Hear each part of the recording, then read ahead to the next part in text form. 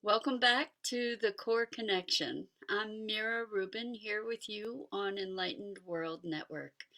Let's just start the day or our time together by settling in and taking a nice deep breath. Hold it for a second or two, and as you release it, allow the tension that might be lingering to just release and relax and bring yourself present. Let's take another deep breath in. Hold it for a second or two and gently release. Release any tension that might be in your jaw or in your shoulders. Allow yourself to feel your body. And let's gently press our hands together and just rub them gently, feeling your fingers, feeling your palms. And welcome back. I'm so excited to talk with you this morning about, well, it's morning here. I'm in Philadelphia. Um, to talk with you about a revelation that I had. And before I speak about that, I want to talk about thought forms and the power of belief and thoughts and the energy that thoughts have in the foundation of our existence, of our structures that we have in the world. And we have, uh, we've been subject to very pervasive thought forms around the way things are. You know, when we believe that things are a certain way, we project that belief into our experience and into the world. And we've all been subject to a very great momentum for prevailing structures of thought and of existence in the world. You know, we've had fundamental underlying assumptions that we didn't have an opportunity really to challenge. And this time is a time of great uncertainty. And the truth of the matter is that there never was any certainty at all. We had the illusion of certainty. And because there was so much momentum to the prevailing thoughts, we didn't even question so much of what we believed to be reality. So, what I'm noticing in this time is that the uncertainty is allowing the dissolution not only of certain structures, but the thought forms, the underlying beliefs, the underlying presumptions that define them. And what this does for us is it opens up a world of new possibility where the momentum of of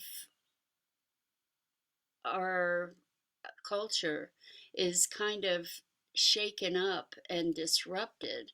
It gives us the opportunity for new thoughts and new possibilities to emerge that would not have had the ability to gain traction in the in our helter skelter kind of lives that were um, rushing and rushing and perpetuating this old momentum.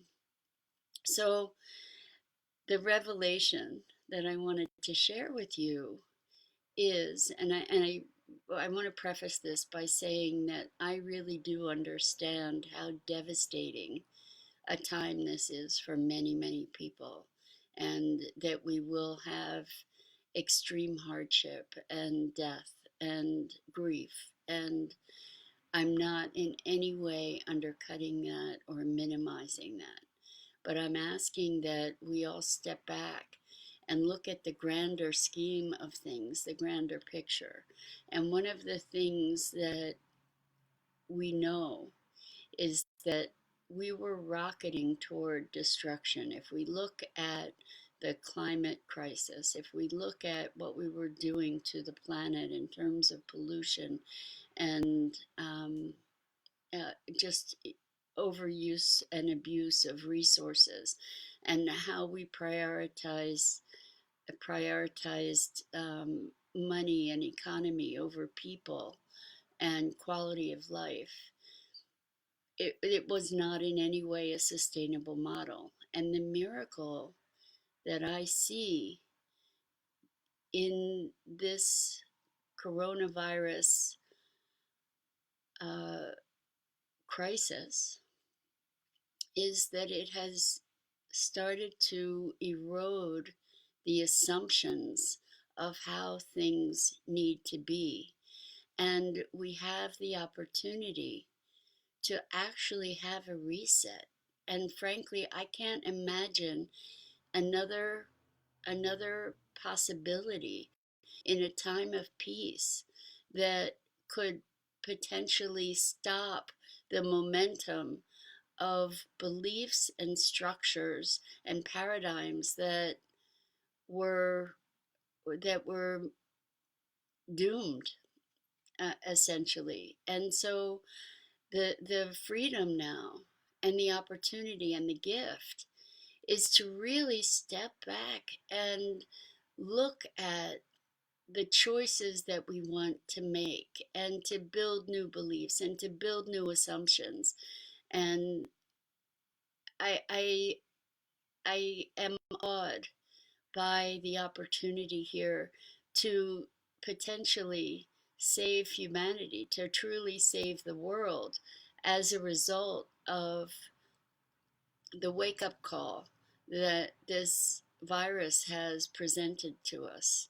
So I invite you to look deeply at how you live your life, look deeply at the assumptions that you make, look deeply at how you might be able to contribute to creating this new possibility for a world that truly works. And I think that this is a miraculous time. And I agree that it can be terrifying. And it can be terrifying and hopeful at the same time. And it can be an opportunity for all of us to cultivate deep trust and a bigger perspective, to say there's something really big going on here. And I mean beyond the virus itself. We're noticing, we're learning, we're experiencing that we are a global family, that all of humanity is affected by this, that this is something that, rather than uh, feeding divisiveness, this can bring unity. There are acts of kindness that are just heartwarming, that re inspire my faith in humanity. And I just pray that this is truly, truly the wake up call that we all need to create a future for the planet and our place on the planet, actually, because the planet's going to survive regardless of whether we do or not. So I invite you to share in my awe at this opportunity um, that really gives us a chance on a larger scale, on a longer term time frame. And I invite you to take action by sharing sharing your vision for what we can bring forth into the world in these very crazy and miraculous times. With love and deep compassion, hope you'll join me tomorrow.